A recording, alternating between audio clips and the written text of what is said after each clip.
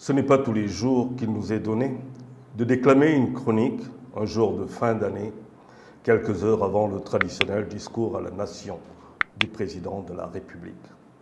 Alors régalons-nous et mettons les gaz pour une dernière de 2021 assurée et assumée.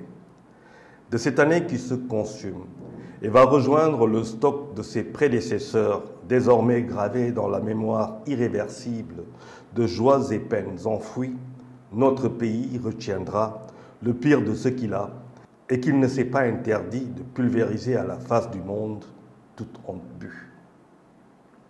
Sans doute qu'il y avait un trop-plein de charges à décharger. Elle fut extériorisée, hideusement, honteusement, après qu'il ne fut conté une torride histoire de filaments dégoulinant violemment dans une sulfureuse séance de massage tantrique. Un canot de Navarone, à faire perdre le nord à un saint, aurait non seulement révélé une addiction impulsée au-delà d'un couvre-feu imposé par un Covid apolitique, mais encore accusé de viol El Phénoménon Sonko. Ainsi, naquit d'un février aux musiques relaxantes, assorti de graves accusations de viol, l'inoubliable Mars. Nous en eûmes tous honte, et plus encore, quand des explications alambiquées et rumeurs dignes de film X fusèrent de partout. Le Sénégal venait de toucher le fond, surprenant le monde, mais encore plus l'Afrique, qui nous prenant pour une boussole, nous voyait bien plus grand que nous le sommes en réalité. D'aucuns diront que les restrictions, le mal-être, le ralentissement économique et l'essoufflement social expliquaient la déferlante écervelée déversant rage et casse. D'autres diront que la situation n'était que trop belle pour ne pas être mise à profit par des malfrats. Heureusement, le Sonko décida de ne pas faire sa marche, comme il l'avait appelé de ses vœux, après qu'il fut placé sous contrôle judiciaire. Dieu seul sait ce qu'il serait advenu s'il avait persisté.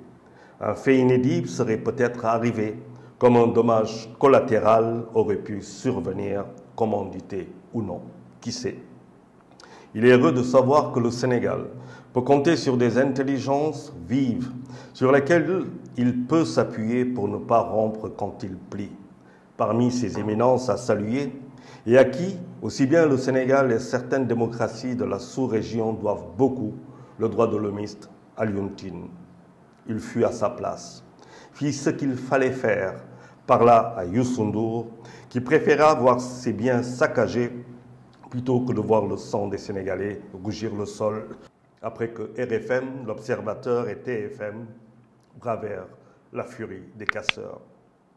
Au courage de ces hommes et d'autres admirables s'est ajouté le leadership de Serigne Mountakha Mbacké, le khalife général des Mourides, incontestable, époustouflant, révélateur.